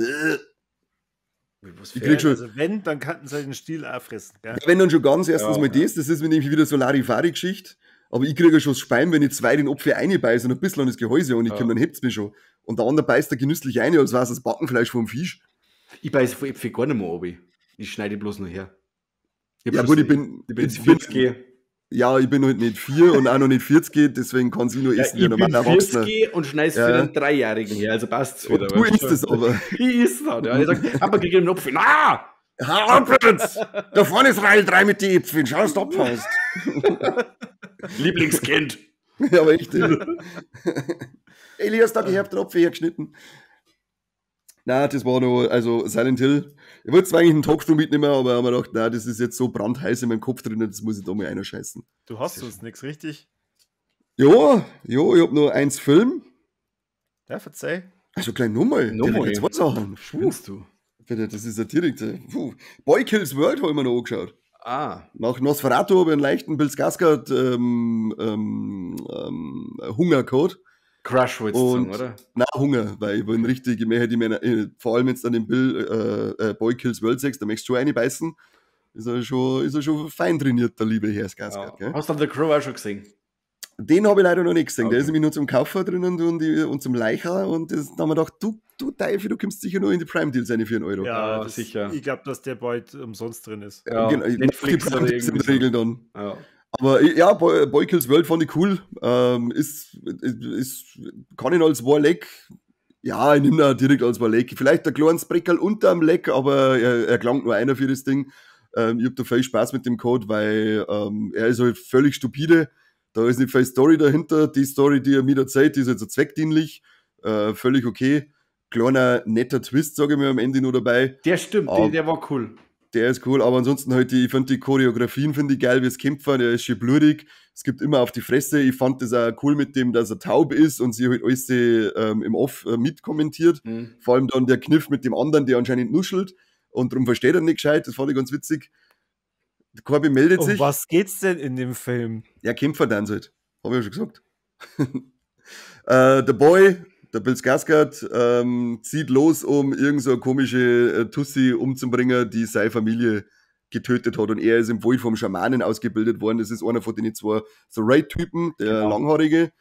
Und ja, zieht dann los und kämpft sie durch die Schergen dieser Tante, die seine Familie auf dem Gewissen hat. Und die Tante ist Famke Johnson. Genau, die mittlerweile auch einen Hausroboter spielen kann. Ja, das Ähm, stimmt. Grausig, oder? Ja, das ist schon krass. Aber schon, die ist ja schon bei die ja. Taken-Filmen schon. Du warst da schon grenzwertig. Ja, Da warst du auch schon grenzwertig. Aber who am I to judge, weißt du schon. Richtig, Du warst kann man recht. nicht. Wenn du nicht weißt, wohin mit dem Geld, dann spritzt du den Pfotzen. Auf alle Fälle war der Boy Kills World, das ist ein netter Film für zwischendrin, ein lustiger, weil, wie gesagt, geile Choreografien, schön blutig, witzig, ich finde echt witzig, seine Kommentare die ganze Weile, hat auch nichts kapiert, er ist halt allein im Wald beim Schamanen aufgewachsen, wo er nur über Karate hat machen müssen. Und als er dann das erste Mal ein Team hat, entstehen ein paar witzige Sachen, die er sich selber über den Kopf zusammendenkt. Ich habe Spaß gehabt mit dem Teil. Hm. Kann ich empfehlen. Ja. Tut euch den rein. Hau rein. Super, von einem Deutschen. Ja, ist da irgendwas mit Moor, oder? Moritz. Der Moritz- Moritz Mohr war Moritz das, Mohr. ja. Der Okay. hat diesen Film kreiert. Ich meine, war aber Einzige, nicht was auf Flop, oder? Muss Ja, ich glaube, der ist nicht gut gelaufen. Das Einzige, was ich am angreifen muss, das ist aber so jetzt nicht so eine Krankheit vor dem Film, sondern oftmals so eine Krankheit bei, wenn die ganzen Action-Szenen noch wilder ausschauen sollen, wenn sie die Kamera nur so irgendwie gefühlt entgegengesetzt zu den Bewegungen mitbewegt. Das macht mich damisch. Das ist fast so schlimm wie die Schnittstaccatos in Taken 2, 3 und im letzten Resident Evil. Da Mhm. sagst du einfach nichts mehr. Heute die Kamera startet, wenn ihr eine coole Choreografie habt. Ich möchte sehen, wie es kämpfen und keinen Parkinson-Kameramann hinter Ja, da und haben. vor allem macht sich der Skarsgård auch verdammt gut. Also das muss Voll. man lassen. Das sind ja nicht 1000 Schnitte drin, auch, weil man sagt ja auch mal, dass Kombinationen auch wirklich Ja. durchzieht und so. Das macht er wirklich gut. Ich finde halt wirklich auch, sobald er halt eine Geschichte erzählen möchte, irgendwie voll da zusammen. Das ist Verzeiht alles nicht cool erzählt oder interessant irgendwie. Es ist Macht dann er dieser- Gott sei Dank gar nicht so stark, finde ja, aber Das weil die glaub ich- Kämpfe sind wirklich mega. Ja. Ich glaube, dem sind sie sich ja bewusst, dass die Story Ich nicht, glaub viel herholt. Und deswegen sind die auf ein Minimum reduziert. Zumindest ist es mir so vorgekommen, das hat es zumindest auch nicht gestört. Ich fand aber den Style recht cool. Die Kämpferin da mit ihrem Helm, die dann ihre Sprüche auf dem Ja. Schirm gehabt hat. Die mag ich von gerne, der- die Frau, die ist gut. Der kann. Super. Der ist ja, glaube ich, im Fantasy Filmfest da gelaufen, oder? Glaube Jetzt, ich, ja. Ja. Das Plakat schaut aus wie von Kickers. Gerade in Gelb, Also gell? Vollgas. Also irgendwie, als wenn es einfach geklaut worden war. Photoshop, Ja, mei, es gibt schon so viele Poster, wie soll man da noch ein Neues machen? das stimmt. Ja. Da hat mir noch was einfallen. Und zwar einmal alternative Artworks, die rocken. Und zwar habe ich mir das Steelbook gekauft von Smile 2, weil ich den auch gerne noch mal sehen wollte. Und das rockt ordentlich. weil auch das Cover mal wieder was anderes ist und nicht bloß immer irgendein Gesicht drauf, sondern es ist quasi so eine Collage von einem Gesicht, das so auseinandergezogen wird, und das ist eben der Sohnemann vom Jack Nicholson auf dem Cover-Artwork, der ja im Film auch eine ziemlich coole Rolle hat, und das Artwork fand ich super. Und ich habe aber auch schon Leute gehört, die dann sagen, ja, sie hätten dieses Originalposter, eben wo wieder bloß normale Gesichter und so drauf sind, hätte ihnen besser gefallen. Aber allein schon diese Herangehensweise, dass ich mal ein Artwork mache, das einmal ein wenig anders ausschaut, ein wenig besonders ist, fand ich schon mega. Ich finde das auch geil, weil du hast das Postcode. Ja. Und also mir gefällt das Steelbook Arts tot. Ja. Ich habe es tatsächlich genau deswegen nicht gekauft. Weil du wieder Gesichter willst. Ich wollte Naomi Scott drauf. Du hast das doch im Film. Eben, was Das ist mir doch scheißegal, ich will aber vielleicht das Ding einfach mit dir anschauen. Dann kauft ihr den Ananas Express, da hast du einen James Franco oben. Aber ich habe mir noch mal angeschaut und der Film ist wirklich ganz mega klasse. Weiterhin. Ich habe mir noch gedacht, hoffentlich fällt er mir jetzt nicht zusammen, weil im Kino dieses Erlebnis da in Österreich war ja schon Wahnsinn mit diesem Sound und so. Aber ja, der Film funktioniert trotzdem. Es ist wirklich eine Tour de Force.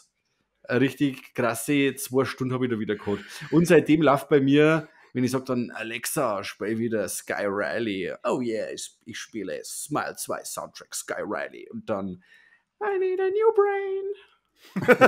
Na, voll geil. Also, der Elias und sagt, Papa, was soll das? Warum läuft der guter Lachs? was ist da los? Genau. Na, auch zu Recht und der Corby und meine Top 10 von 2024. Jetzt ist euch nochmal an. Unser Letterboxd Tops zu Recht drin, weil er wirklich ein geiler Horrorfilm ist. Ja. Im Podcast kriegt es gerade nicht mit, aber der Kani war gerade so wütend, dass er sogar seine Kamera getreten hat. Ich glaube, dass der Katz ist, der getreten hat, oder? Wahrscheinlich. Nein, hey, ich habe jetzt sogar auf lautlos geschalten, weil ich nämlich arg husten musste, damit die Schnittarbeit ein wenig erleichtert wird.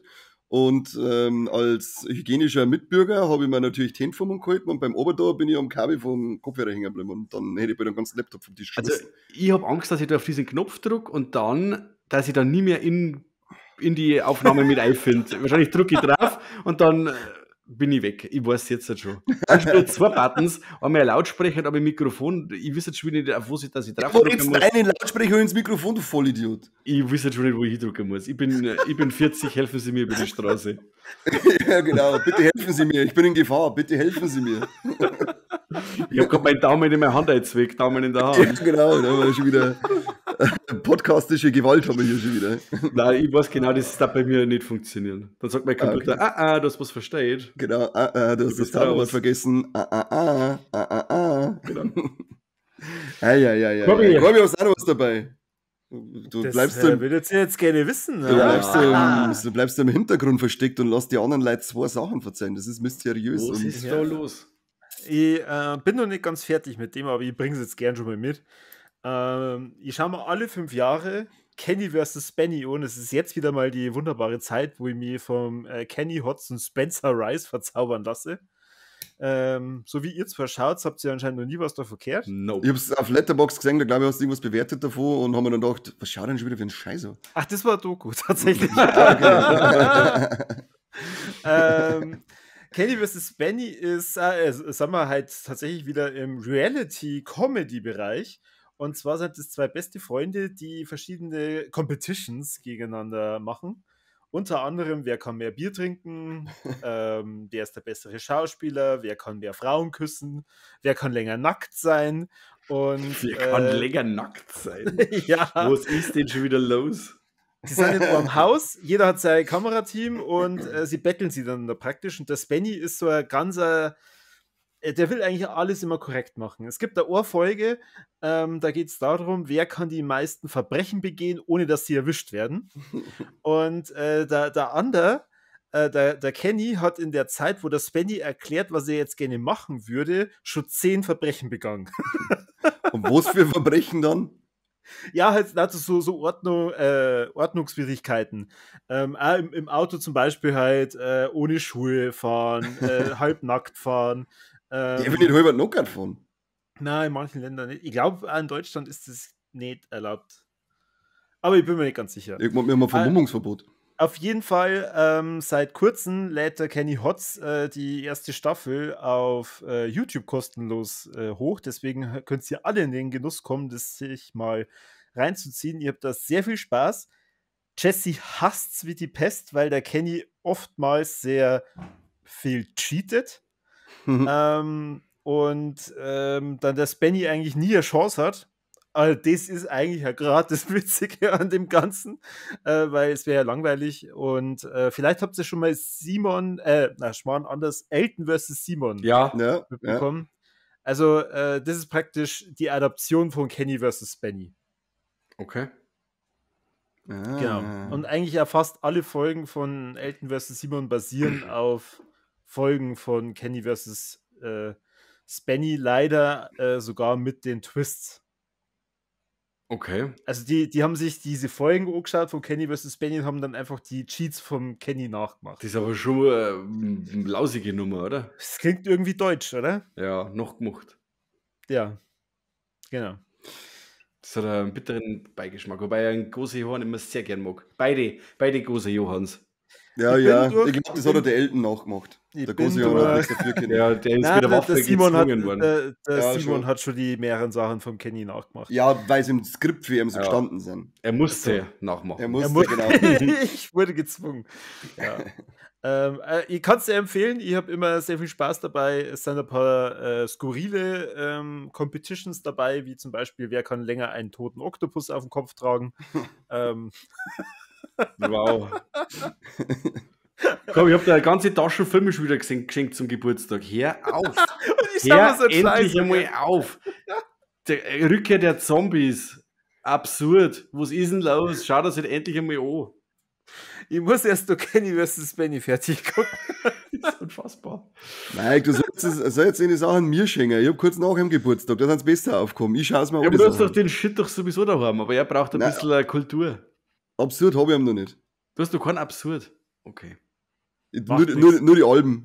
Na, Oh Kali, Gott. du kriegst jetzt dann erst einmal die ganzen Fitzek-Bücher. Dann kannst du die mal ein bisschen Na. lesen. Ich habe schon so viele Bücher da, die noch ungelesen im Regal auf mich warten. Hör auf jetzt. Vor allem, du bist echt so der Typ, du darfst dieses Kapitel fertig lesen, dann sie denken, oh fuck, oh, wie geht das? Ja gut, dann lese ich halt noch eins. Ja, das ist genau mein Problem drum. Bitte nicht. Und der Fitzek sitzt jetzt da. Bam. Dämlicher Kanter kann er nicht schlafen. Hä? Das wäre vielleicht noch mal ein Bierkaffer von mir bei Amazon. Der Blödsack. Nein, ich habe jetzt da noch die vom Simon Beckett und Cody McFadden, das sind meine Krimi-Autoren, die ich lese. Super. Ich glaube, wir werden es nicht weiter ausbauen, die Krimi-Literatur. Bei mir laufen wieder schon drei Fragezeichen. Laufen ab der Woche im Kino, gell? Ja, ich fange jetzt wieder bei Folge 1 an. Ich hau's wieder durch hier. Und ja, ich freue mich voll. Ich habe jetzt auch schon die ersten Stimmen gehört und alle waren bis jetzt begeistert, die ihn gesehen haben. Der Karpatenhund. Ja, bin ich voll dabei. Freue mich. Apropos Detektive. Oder Krimi. Ein Krimi. Ein Kriminaler. Sehr schön. Ein So, Kriminaler. aber dann, somit bin ich fertig. Ich habe fertig. Ich habe nur fertig, einen Geheimtipp, der keiner ist. Aber ich habe Twisters gesehen und ich habe nichts erhofft und habe alles bekommen. Also der Film atmet die Unterhaltungskultur der 90er. Der ist wieder genauso wie diese Popcorn-Blockbuster von früher waren. Der ist unterhaltsam, der eckt nicht wirklich an. Der hat ein paar so lustige Passagen drin, der ist mordsspannend, der hat richtig, richtig tolle Effekte. Ich war dermaßen begeistert von Twisters, ich sag's euch. Also ich hab, Die Natur ist der Feind. ja, Super. bitte macht es hin. Selbst wenn nichts Gescheites dabei rumkommt. Ja, und auch die Figuren Ja. cool, die Figuren, Ja, das- wo es dann auch eine Entwicklung auch mitmachen, wo es dann sagst, ja, für diese kleine Art von Film hätte ich das jetzt also gar nicht erwartet. Und ja, schön. Also ich kann nicht mehr sagen, wie ein super unterhaltsamer Blockbuster, Popcorn, Action-Komödien Spaß. Hat mir sehr, sehr gut gefallen. Läuft Blöde gut Frage. nebenbei. Ja, Blöde Frage, muss man den ersten dafür gar gesehen nicht. haben? Gar nicht. 100, Es- unbedingt. Du weißt ja gar nicht, um was es dann geht mit Mann. den Wirbelstürmen. Man soll ja den von Haus aus gesehen haben, weil er geil ist. Das ist einer von den 3 Filmen, die ich mit meinem Vater im Kino gesehen habe. Ja. Und der ist wirklich, der ist ja halt noch geil. Also, obwohl es dann sagst, ja, so mit 90er und so, mit effekttechnisch, also du kennst das schon, natürlich, aber es ist trotzdem immer noch sehr ordentlich. Auch Bill Paxton mag man von Haus aus. Ich glaube, Helen Hunt, meine ich, war dabei. Ich glaube Und auch, ja. ja. Aber wie gesagt, jetzt auch dieser Twisters, coole Sachen dabei. Und ich habe mir wirklich am Anfang so gedacht, wie dann diese Tornadojäger dann da eingeführt werden und kommen ja quasi zuerst einmal zum Team der schnöseligen Tornadojäger, die ein Haufen Budget haben und so. Und dann kommen die wilden Typen, die so Mad Max-mäßig mit Mordsautos daherkommen Ja, und die spielen Twister schon. Cowboys. Ja, und spielen dann voll mit früher so Hillbilly-Rockmusik und Saublende spielen und sagst, boah, leck, das sind jetzt bestimmt die Besen und die hasst mir jetzt dann den Film über. Dabei sind das aber dann die mit denen, wo man sich dann mehr identifizieren kann und so. Und auch die Hauptfigur macht ein wenig eine Wandlung mit. Also, es ist total unterhaltsamer, wunderschöner Film. Ich kann es nicht anders sagen. Ja, Was hast sicher, du also, auch gesehen, Conny? ich habe mir auch geschaut und cool. läuft wirklich schön nebenbei dahin. Muss man sich nicht großartig aufregen. Am Anfang war ich mit den Twister Cowboys war ein wenig skeptisch, weil ich dachte, geht's mir jetzt schon auf den Sack, dieses dämliche Geschrei, da bin ich schon wieder fertig. Aber es ist Gott sei Dank nicht so schlimm, dass ich ausschalten nicht müsste. Das lach nicht, weil mir das aufregt. Ja, und reicht da schön Simbach immer, gell? Jetzt zum Apfelhaus und schießt in die Luft. Jetzt, wenn ich aus dem Haus rausgehe, von Ding so ein Pickup vorbei und sie schießen mit dem Flohbert hinten umeinander und schreien. Ja, und auch die Action, also bodenständig. Da war jetzt nichts dabei, wo ich jetzt sage, das müssen sie jetzt machen, weil Fast and Furious hat es ja auch gemacht oder irgendwas. Der macht halt einfach Sachen, wo ich sage, ja, okay, da ist ein Rohr im Boden, da wenn ich mich jetzt festhalte und habe ein bisschen ein Dusel, dann schaffe ich das vielleicht sogar. Ja, es waren lauter so Sachen dabei. Also, ja, schön. Ja. Das gesehen, jetzt ist der Kani weg. Der ist weg, warum hat er gemacht? Nur meine Kamera hat sich verabschiedet. Schon wieder? Aber dieses Drecksding hat sich halt schon mal verabschiedet. Und ich weiß nicht warum. Aber es soll euch ja wurscht sein. Wir sind ja bei dem Alex. Es wird wahrscheinlich ein kleines Video geben. Ja, ihr habt doch auch Threads, oder? Ja. Oh, ich muss ehrlich gestehen, da war ich seit, glaube ich, im Dreivierteljahr nicht mehr drin. Okay. Das ist ein bisschen eine uninteressante Plattform. Ein bisschen. Ja, es ist halt diese Twitter-Kopie, wo man beim Kacken sitzt und sagt, jetzt habe ich einen Geistesblitz, den muss ich jetzt unbedingt reinschreiben, damit den jeder hört. Kann ich jetzt auch nicht so viel damit anfangen. Ich schaue gerade ein bisschen umeinander. Ich finde es, aber was mir da jetzt aufgefallen ist, ich finde es so geil, dieses Angeiern von Weiber, das, was ich dir unterstehe, Mike, was aber natürlich nur ein Witz ist, das tust du natürlich nicht echt. Nein, tu ich ja nicht. Tust du wirklich nicht, Leute. Es gibt noch einen Witz über den Mike, den ich in diesem Podcast mache, der wirklich auf wahren Begebenheiten beruht. Aber ich finde das so geil, wenn du kriegst ja dann einmal irgendwelche Vorschläge und dann wird da halt ein Selfie von einer Tante einer geschwappt, die sie fotografiert und sagt so, ja, ich gehe jetzt auf ein Musikkonzert. Und dann, wie geil, dass die alten Männer da drunter über eine geiern und meinen, dass sie die jetzt irgendwie aufreißen können. Da, du bist so wunderhübsch und wow, was für eine tolle Ausstrahlung, lass mal schreiben miteinander. Und die posten dann auch oft einmal so die Nachrichten, die kriegen von den Leuten. Hey, irre, das ist Internet, ich habe immer gemeint, das ist eigentlich ein ganz handsamer Bereich, das Internet, aber das ist ja wirklich ein Minenfeld an geistige Tiefflieger. Unfassbar. Aber ich habe gemeint, das hört mit irgendeinem gewissen Alter vielleicht auf, dass man völlig zurückgeblieben ist, aber nein, das sind lauter so Ü40, Ü50 Typen, die dann so junge, geile 20-jährige Weiber angeiern und einer schreiben, ob es nicht immer ein bisschen Beutel von einer First schicken kann, nicht da gut sein oder vielleicht mit einem Dickpick antworten, aber vorher nur so geil unter dem Beutel so, du bist so eine hübsche, du hast so tolle Augen und so eine tolle Ausstrahlung, ich würde gern mitkommen auf das Konzert, ich könnte dich auch fahren und morgen zur Schule bringen. Geil. Das ist der einzige Grund, den ich irgendwie in Threads, für den ich Threads habe, damit ich mir über diese Idioten lustig machen kann, wenn ich die Kommentare da lese. Macht man das halt eigentlich nur, dass man eine schreibt hübsche bloß, dass man nur hübsche schreibt oder so? Da habe ich mitgekriegt. Das überhaupt? Das hat man eine Zeit lang gemacht und ich habe mir gedacht, was ist denn los? Schreibt man jetzt bloß noch hübsche? Okay. Ja, das machen aber, was ich mitgekriegt habe, überwiegend dann Mädels selber, Mädels zu anderen Mädels. Okay, dann. Die supporten sich dann alle gegenseitig und sagen so, hey, du bist eine Hübsche oder nur mal Hübsche und dann schreibt sie zurück, du auch Süße. Okay. Wo ich dann immer so geiles Kotzen kriege, ist dann, wenn es dann immer schreiben, hey, wo sind meine ganzen Mausis und wo sind meine ganzen Süßis? Und dann denke ich so, was ist los mit euch? Jetzt auf mit dem Scheiß. Sitzen wir mal. Ja. Das ist immer eine ganz bizarre Art, die da schreiben. Ja, Threads, tolle Plattform. Brauchst. Das ist richtig Vordeck, ja. Das brauchst, ja. Ich bin Und weg. Jetzt ist er wieder weg. Ja. Der Wahlkampf ist losgegangen, habt ihr das auch schon gesehen? Plakate sind aber stinklangweilig bisher, gell? Oder habt ihr schon irgendwas Spannendes gesehen, irgendwas Gutes? Ja, Heute, als ich von der Arbeit in Richtung Autobahn gefahren bin, war vor mir ein fettes CSU-Plakat mit dem Herrn Söder und mit dem Herrn Merz und es war schon so leicht neblig, dunkel und Die Nacht reibt eine Leiche. Jetzt pass auf, so ein Witzbold hat so Reflektierklebestreifen genau bei ihren Augen gegeben. Jetzt bist du hingefahren, hast du erstmal diese leuchtenden Augen schon gesehen. Und ich sag, oh fuck, was passiert da? ich tue mir eigentlich nie politisch äußern. Nur das Einzige, was ich jetzt so zu dem Ganzen sage, ist, dieses Foto vom Söder, was haben sie denn da dabei gedacht? Dieser Bart, den haben sie ihm doch nur gemacht, damit keiner mehr auf das Plakat hingeht und malen der mal hin. So, weil er den Bart schon hat, dann braucht er keiner mehr anmalen. Den hat er doch schon seit einem Jahr. Echt? Den hat er erst seitdem. Der schaut Und das aus, ja, Ich möchte vor euch zwei Idioten kein politisches Statement. Ich wollte nur wissen, ob ihr lustige Plakate gesehen habt. Weil bei der letzten Wahl, die SPD-Plakate, die haben alle ausgeschaut wie das Poster vom Goldenen Handschuh. Richtig, das war gut, ja. Sowas möchte ich wieder. Also, aber irgendwie ist es bis jetzt ja ziemlich langweilig, oder? Ja, das stimmt. Ja, wie schon gesagt, das, was ich eben noch gesehen habe, das hat mich dann danach sehr amüsiert, davor sehr gegruselt.